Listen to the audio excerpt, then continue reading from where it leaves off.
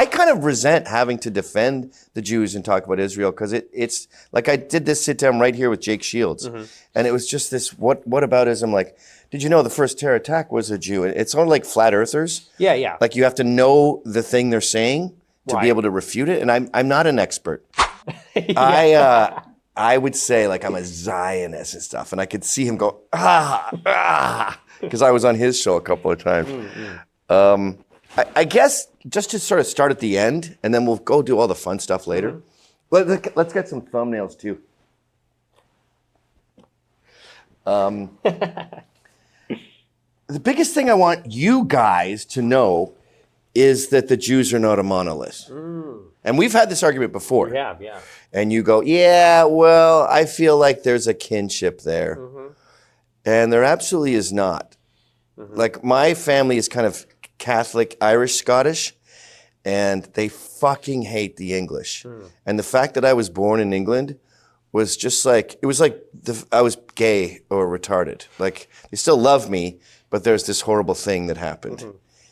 And there's no reverence. There's no like, well, if it came down to it, like for example, when the Scots, when the English were playing soccer against Spain, if you're in Wales, all the Scots are cheering every time Spain gets a goal. The Welsh are kind of freaked out by that. They're sort of split on the English thing, but like they want England to suffer, and that's how Orthodox and Hasidic, and even secular Jewish conservatives feel about these ADL, SPLC Jews. Right.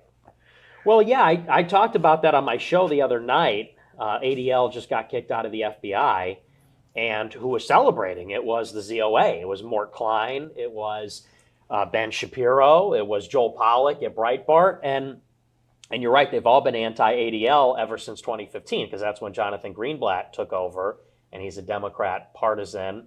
But I would say that what is the cause of the conflict? It is an internal battle.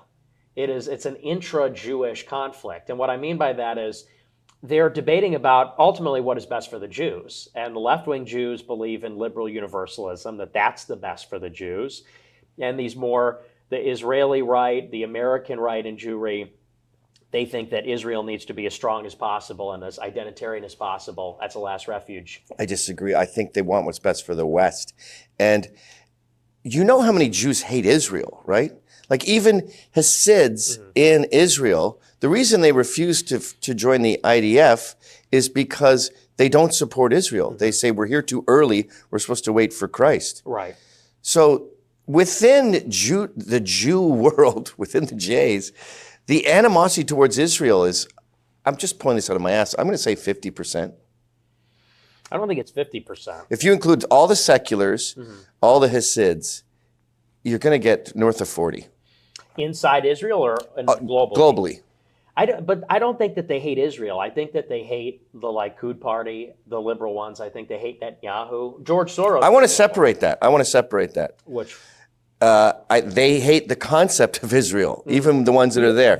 Separately, Israelis are not a fan of Netanyahu at all.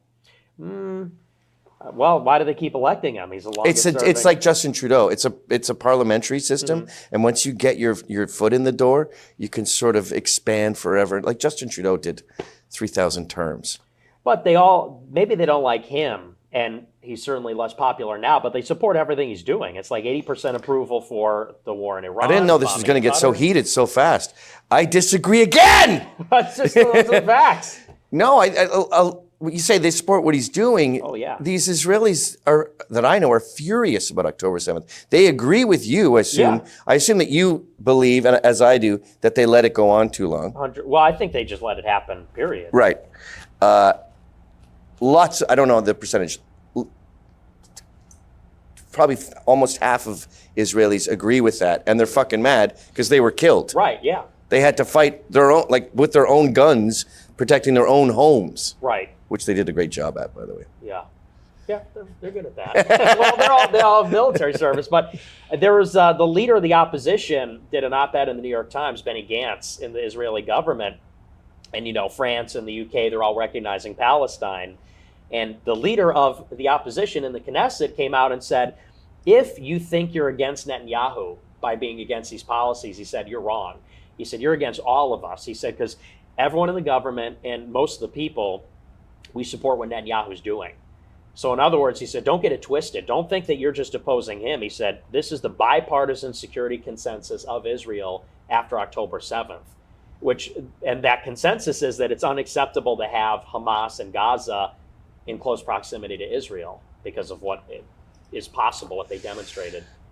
Okay, so when I think of Netanyahu, I think of a warmonger who wants to pick a fight with Egypt, who wants to pick a fight with Lebanon, who would love to provoke Iran to the point where China and Russia get involved, and we have a global World War III. Jews don't want that. I don't think they want World War III, but I do think they want to destroy Iran. They want regime change in Iran. They always have. I want regime change in Iran. I don't. You like these Muslims taking over ruining that country? It's not that I like them, it's that they are necessary to check Israel. I got to turn off this AC because it picks up on the mic. Can you also move the mic to the other side of your... Oh, yeah. Good idea. You don't, like, I don't think you hate Muslims enough. That's my Muslims. problem with you. No, I hate Muslims. Hey.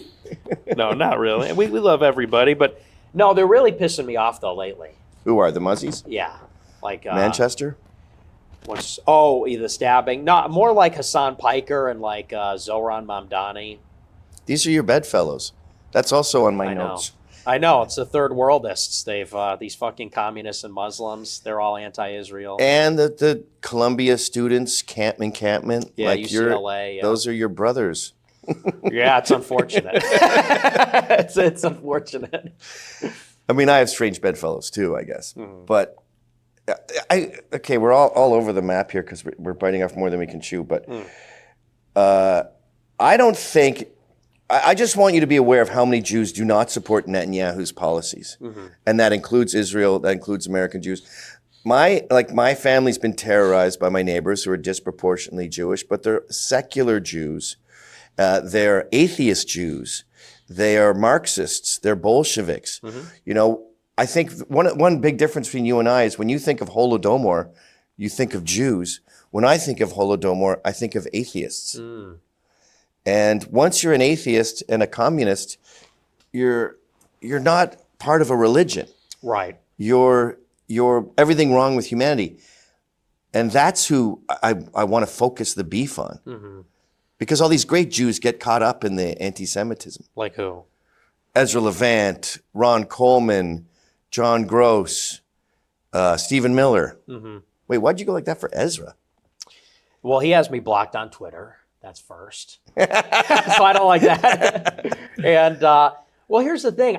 To me, I just feel like the people you're talking about, fundamentally, they care more about Jews than they care about America. I passionately disagree with that. I think that they're like nut jobs about anti-Semitism, spurging out about Jew haters, anti-Semitism. No, they hate the ADL. You know how much Rebel has done for Christians in Iraq? Way more than you and I. Yeah, I don't know about that, but he was there in northern Iraq. He was there raising money for them to get refuge. I just question what's really the end game there, because I think that when you look at someone like Ezra Levant, he doesn't strike me as like a Canadian patriot. He strikes me as someone that cares deeply about Jews. And no, you need to hang out with more Jays, dude. He's obsessed with the attack on these Christian churches all over Canada. Yeah, look what he did for Tommy Robinson. Well, and Tommy Robinson's the closest ally. He's a eternal defender of Israel, waving Israel. Yeah, but that's not his priority. That's just a thing. It's sort of like me. I kind of resent having to defend the Jews and talk about Israel because it's like I did this sit down right here with Jake Shields, and it was just this whataboutism. Like, did you know the first terror attack was a Jew? It's sort of like flat earthers. Yeah. Like you have to know the thing they're saying to be able to refute it. And I'm not an expert on the history of Jews in Israel. But I just see what happens to my friends on the right, and they get caught in this. It's like a black thing where, you know, I can't be a lawyer because the whites have systemic racism. Right. It becomes a crutch. And even even the synagogue attack, they're blaming on the Jews. Even Charlie Kirk, that was a lavalier that blew up. Where do you stand on Charlie Kirk? I thought that's ridiculous. I think it was a left-wing nut job that killed him. I mean, it's Occam's razor with that until I get more information. Exactly, right.